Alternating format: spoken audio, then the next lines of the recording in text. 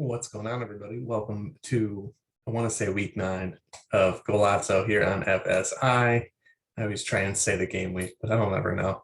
I'm Alex Huber. Going to bring you some GPP, we'll say tactics, some information.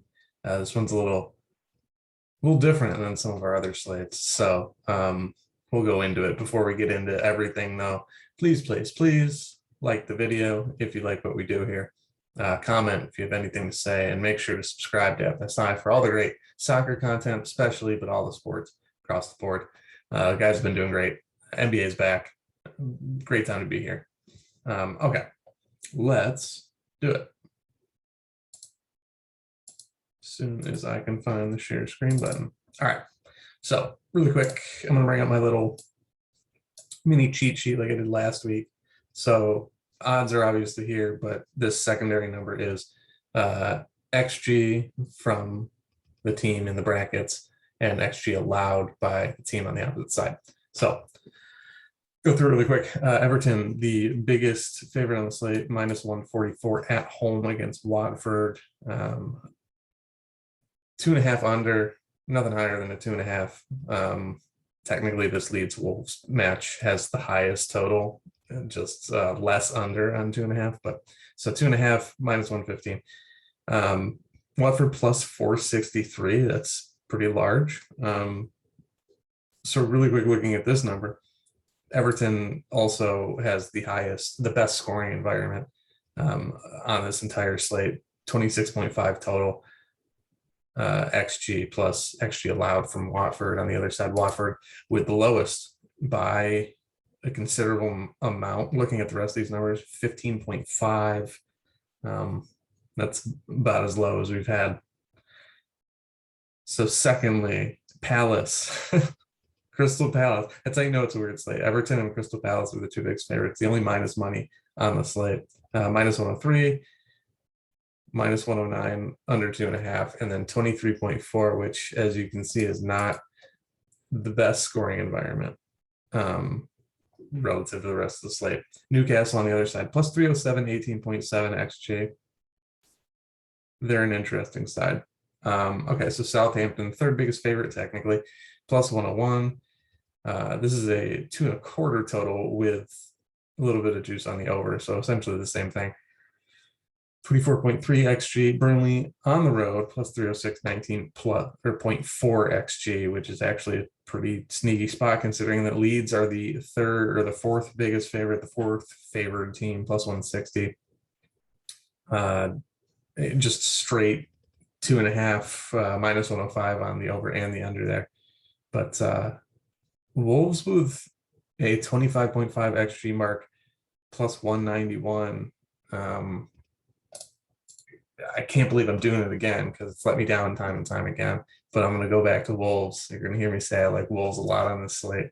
And I don't, but I do. They got there last week. It was just center back, Ruben Neves. So not ideal.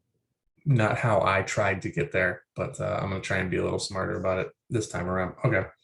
So let's look at some of the actual players.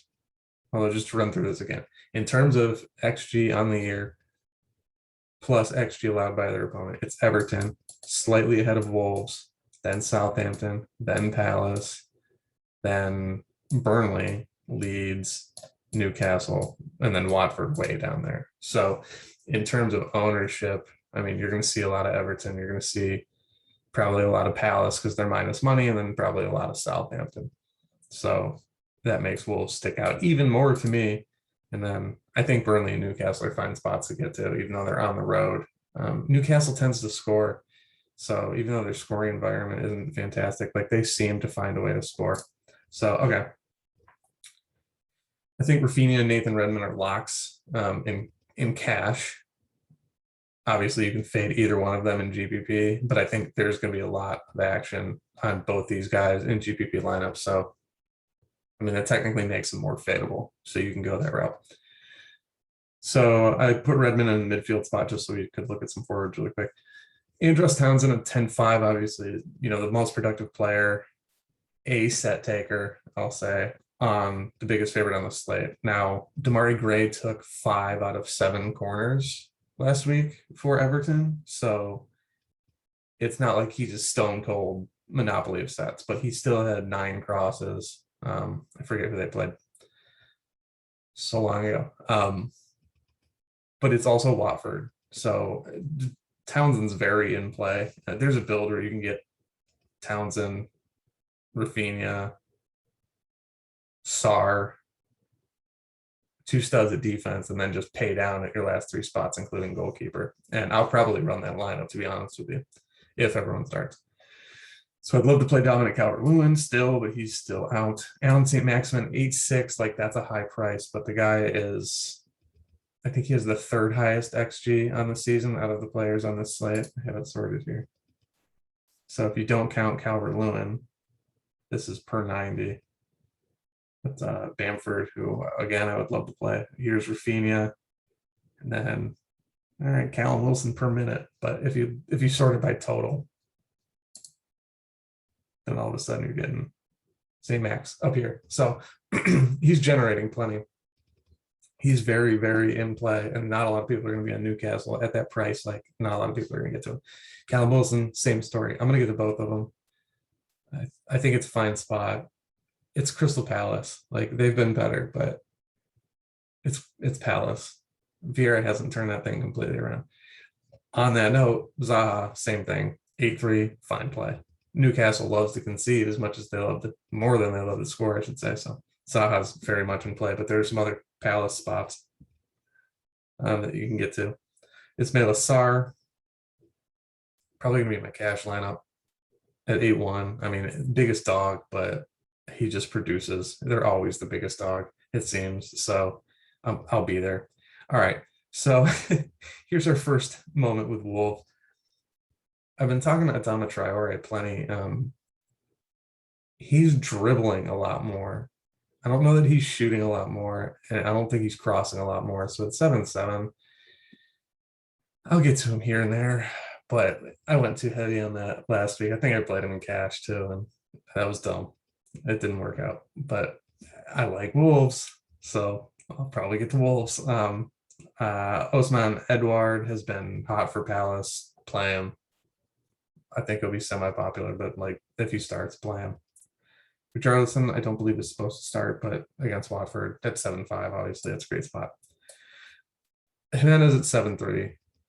If you just need one goal, that makes a lot of sense. I'll go down here to Hwang Hee-chan, 6-5 if you need even more savings. Like, he's on the wing, more peripheral points. Same sort of play there. And if Fabio Silva started for some reason, I would get there. Benteke not supposed to start like that. But Neil at 7,000 is interesting. You know, like Southampton's not great, and they're still without James Ward-Prowse, so they might concede some possession. McNeil's in play. Everyone's in play on this slate. Like, no one here is so good that they can't lose. I wouldn't be shocked at all if Watford beat Everton, and that's the biggest, discrepancy on the slate. There's not a game here where if it went one way or another, I would be shocked. So you're going to hear me say like these guys are in play, and I'll try to get some more strategy, but find cheap goals and then take these dudes like Rafinha and Redmond. Like, I'm going to be playing a lot cashier of a lineup here and then just hope to catch a couple of the goals. I think that's the biggest strategy here. Like, I don't think you need to get super, super weird on this slate. It might turn out that, all of the goals are from non-floor dudes. It might turn out that they're all from guys like Rafinha and Redmond who have the ball at their feet a ton. So I'm going to stay pretty cashy, I think, on this slate. So there's your strategy. Jordan Ayew at 6-3. I think he's been doing a lot for Palace. I think this is your best Palace spot. I might actually play him in cash now that I think about it. Like, that price is beautiful. I dig it. Alan Armstrong's in play. Told you. Tello's fine if he starts. Rodrigo, I'll get to him again. I don't know if Che Adams is supposed to start. I don't think so. All right, so you got Broha again, projected to start. There he is at 5-7. Either way, like Southampton forward against Burnley, that's fine. Joel Linton, I think, is a really nice spot. Nice YOLO GPP, like 5% of your lineup sort of thing. Or if you just really like Newcastle here, he's on the wing and he's a good player. Just I don't know that he's used well. Walcott, Rondon at 53. I mean, you want exposure to the favorite. I bet he's going to be pretty popular. Tyler Roberts should start for Leeds up front. I don't love that spot. I would get to Emmanuel Dennis, as I always do. Geez, Chris Wood at 4.5. That's cheap. That's nice. So these are the guys that I think end up making the slate. The Rondon, Roberts, Dennis. I mean, Almiron could. Wood. If Podence starts, take my money. Josh King, I believe, is an option here, but not the mega punt. Ashley Barnes scheduled to start at 3.6. So this is where you're going to make your money, I think, at the forward spot are these guys. All right. Over to mids. So let's talk mid only. Ward Prowse out. Damari Gray. I mean, fine play. Corner taker on the biggest favorite. Obviously, that's a spot that you can get to. Very much a cash consideration, probably. You know, I think you can go for cash. Gray. And who was I talking about? Oh, Ayu. You still got plenty of cash to play around with there. Oh boy. Yeah, that might be my cash bill. All right. Back to mids. Conor Gallagher at 7,900, not taking sets with Luka Milivojevic in. I don't think he had a great game last game. I played decent amount. 9.4 still got there. He's a fine player. He works for them. If you like Palace here, go with Gallagher. That's fine. El Yunusi out wide for Southampton. You know, Burnley likes to give up a lot of fantasy points, if not goals. El Yunusi's fine here at 7.4. Stuart Dallas has been on sets for Leeds. That's a nice spot. Olise came off the bench and scored against Arsenal earlier in the week. I don't think he's supposed to start. Jack Harrison. I'm gonna check on some of these guys just because. Yeah, so Jack Harrison's not supposed to start. Who do we say? Olise, I doubt he starts.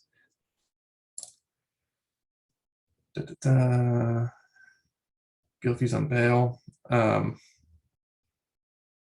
Click.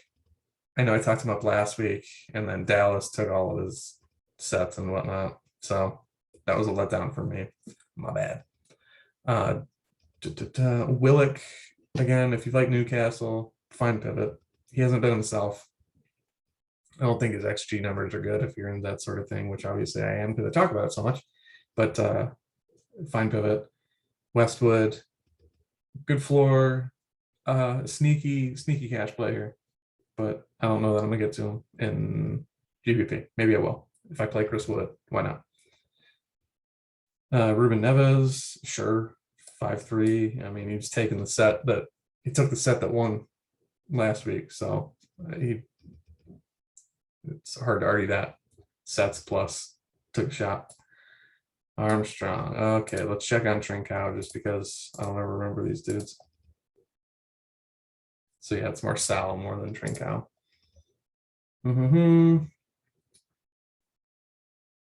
You're gonna find some nice spots at mid, at the top end. Daniel James at 4.6, great. Iwobi 4.4. You know, that's your exposure to Everton if you like them and want something cheap. Kuchka's whatever here. See, not a ton. Looking mid only here. Genepo at 3.3. I think is a great play. Probably going to make it in my cash lineup because of salary concerns, but fine GPP play as well. That's about it from the mid. Okay. Defender. Again, your pay up options are fantastic. Dina, great play. Richie, great play. I eat Nori. I don't know about that. I don't love these dudes. I mean, yeah, Parrot and Livramento. I would play with Livramento. I think Dina, Richie, and Livramento are my favorites here. Coleman and Smedo don't do that much. I mean, Q had an assist, but whatever. I like Tyrick Mitchell a lot as a player. I don't know why you would necessarily play him here with what else you can get on the slate. Like you can just pay down, but he's a fun play. If he fits, he fits. Then yeah, Lowton. Marcel at 4-3 is fine. I don't know that he ever plays 90. I don't know that he doesn't. Yeah, so pretty much all but 2 games. So yeah, Marcel's a really nice spot at 4-3. If you want to play a Wolves center back, they've been scoring. They be scoring. Shackleton is up 3-9. Not going to give you much, but he's some cost savings at defender. And now we're down in the land of pair him with your keeper. Connor Cody at 3. He can score. And then the Burnley center backs are always in play. Always have to clarify that. Ben Mee is questionable, but Tarkowski is cheaper. So play Tarkowski. Yerry Mina is a stone cold 2.5. He had a COVID concern, I believe. And he's expected to start. 2,500 center back and the biggest favorite. Very in play. All right, keeper. Everybody's favorite. Okay, we got Pickford versus Watford. McCarthy versus Burnley. Either one's fine. I always like to note that like the difference in, if you think all things are equal between these two in terms of like win and clean sheet equity, especially if you have the RotoWire cheat sheet, you can look at that. You're bound to get way less ownership on the second most expensive keeper. Generally, when people pay up a keeper, they pay all the way up, especially in the contest that I play, especially like the $1, the $4, you see that a lot. So gives you $300 savings. But if you think all things are equal, if you think Burnley and Watford have the same chances of scoring, which looking at this, it's not necessarily the case, but it's Burnley. They could easily go scoreless. Yeah, go that way. I'm not going to touch Gaeta. Although if he fits, I'd play him because Newcastle can shoot a lot and also not score. Misley is fine. Saw probably my favorite in this mid-range. I could see Palace not scoring, but whatever. Pope at 4-3 is fine, but the $400 discrepancy just to get down to Ben Foster is fine. Like in cash, I would do that. In GPP, I'll probably do it as well. So there's no keepers that really stand out to me. It's just this whole thing with McCarthy versus Pickford. I think that's the only real decision point at keeper. Otherwise, just play who fits like normal. Yeah, so it's not a difficult slate. It's a weird slate in that like anything can happen, but I'm going to stay cashy in this one. I'm going to make like a bunch of 2v2s, 3v3s, get some guys, play Rafinha, play Redmond, play, those pay up defenders maybe, and then try to switch in Jimenez and someone from another team I like, and Chan, someone from another team I like, Traore, someone from another team I like, St. Maximin. Maybe I'll play St. Maximin and Callum Wilson together and pay down on some other spots, stuff like that. So, and then I'm going to do the Gray Townsend swap, I think, with my cash lineup. Like whoever I don't play in my cash lineup, I'll kind of switch them and find some salary discrepancy or pay up to get Townsend sort of thing. So that's kind of the way that I'm going to go. Again, just to go over where I think the best spots are. Everton, obviously, is your best position to score here, especially at home. But love Wolves, love Southampton, Genipo, Broha, Redmond's going to be in my lineups anyway. Let me look at their lineup really quick again just to see people who might have a decent chance of scoring. Elyounoussi is the other one. And then you have the wing backs. Not even wing backs, they're just full backs. Let's see. Palace is fine as well. I use great spot. I'm just going to look at their lineup again before I log off here, just so I don't forget anybody. Edward, Gallagher, MacArthur, Mitchell. Yeah, so it could be anyone. But I like that Palace spot. I don't particularly care for Watford, but you're going to get huge ownership leverage. So just like Sar and Dennis, I wouldn't go searching for a lot there. And then Chris Wood's cheap. Not a ton of guys from Leeds. Roberts and Rodrigo are fine, but I won't be getting there as much. So I'm sure Rodrigo's finally going to score this week. There's your tip. if I'm not on Rodrigo as much, he's finally going to score. So that's it. Hit me on Twitter at Lex Hooper. Comment below if I miss somebody or if you like somebody, or come back to this if you have success this weekend. So I hope y'all take it down. I hope y'all take down the contest that I don't play in, because daddy needs a win. But we'll talk to you on Sunday for Tilt City. We'll recap everything, me and Tom, and hopefully you got some good news for you, and hopefully you got some good news for me. So until then.